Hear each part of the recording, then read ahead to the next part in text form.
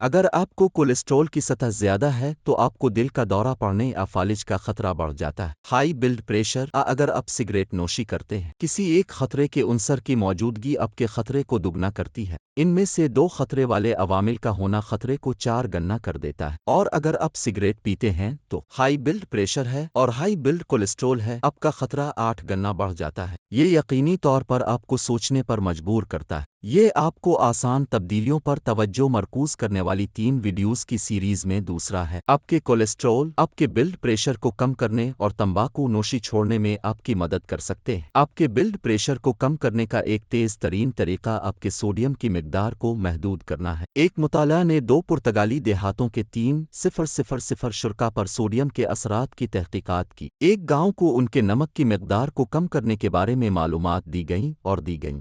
آدھے نمک کے ساتھ پروسیسڈ فوڈز۔ دوسرے گاؤں کو خوراک کے بارے میں کوئی مشورہ نہیں دیا گیا۔ لحاظ سے دیہات میں نمایاں فرق تھا۔ 1 سال بعد بلڈ پریشر اور 2 سال میں اس سے بھی زیادہ فرق۔ اگر آپ بھی اپنے بلڈ پریشر کو 2 سے 4 پوائنٹس تک کم کرنا چاہتے ہیں تو اپنے روزمرہ کے معمولات میں درج ذیل مشورے کو شامل کرنے کی کوشش کریں۔ جب میں مریضوں سے کم سوڈیم والی خوراک کے بارے میں بات کرتا ہوں تو میں سب سے عام چیز سنتا ہوں: میں اپنے کھانے میں کوئی نمک نہیں ڈالتا، اس لیے میں پہلے سے ہی کم سوڈیم والی خوراک کھا رہا ہوں۔ یہ حیرت انگیز ہو سکتا ہے سنو کہ آپ کے اوسط سوڈیم کی مقدار کا صرف 10-15 نمک شیکر سے آتا ہے، لیکن یہ سب کہاں سے آ رہا ہے اگر شیکر نہیں؟ جواب پہلے سے تیار شدہ پروسیسڈ فوڈ ہے۔ منجمد پیزا صرف ایک مثال ہے۔ پیزا کا ایک ٹکڑا ایک پر مشتمل ہو سکتا ہے 980 ملی گرام سوڈیم اور کون صرف ایک ٹکڑا کھاتا ہے۔ اگر آپ جانتے ہیں کہ روزانہ تجویز کردہ رقم صرف 200-300 ملی گرام ہے تو یہ اور بھی حیران کن ہے۔ تیار شدہ کھانا خریدتے وقت فی کھانا 600 ملی گرام سے کم سوڈیم والے لوگوں کو تلاش کریں۔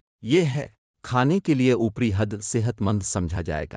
کھانے کی پیکیجنگ پر ہمیشہ غذائیت کے حقائق پڑھیں۔ سوڈیم مواد چیک کرنے کے لیے وہ چکن نوڈلز جن کا ذائقہ آپ کے بیمار ہونے پر بہت اچھا ہوتا ہے، اصل میں سوڈیم کا ایک کارٹون پیک کر سکتے ہیں۔ سوپ میں 501,000 ملی گرام سوڈیم فی سرونگ ہو سکتا ہے۔ سلاد ڈریسنگ میں 1 ٹن بھی ہوتا ہے۔ سوڈیم تقریباً 200-300 ملی گرام فی 2 کھانے کے چمچ۔ ایک دلچسپ حقیقت ہے سوڈیم کی زیادہ مقدار یہی وجہ ہے کہ چٹنی فریج میں اتنی دیر تک خراب کیے بغیر رہتی ہے۔ اچھی خبر یہ ہے کہ سوڈیم کی سطح برانڈز کے درمیان نمایاں طور پر مختلف ہوتی ہے اور اقسام۔ بہت سی فوڈ کمپنیاں پہلے ہی صارفین کے اس رجحان کی پیروی کر رہی ہیں، لہذا سادہ تبادلہ کرنے سے آپ کو اضافی سوڈیم سے بچنے میں مدد مل سکتی ہے۔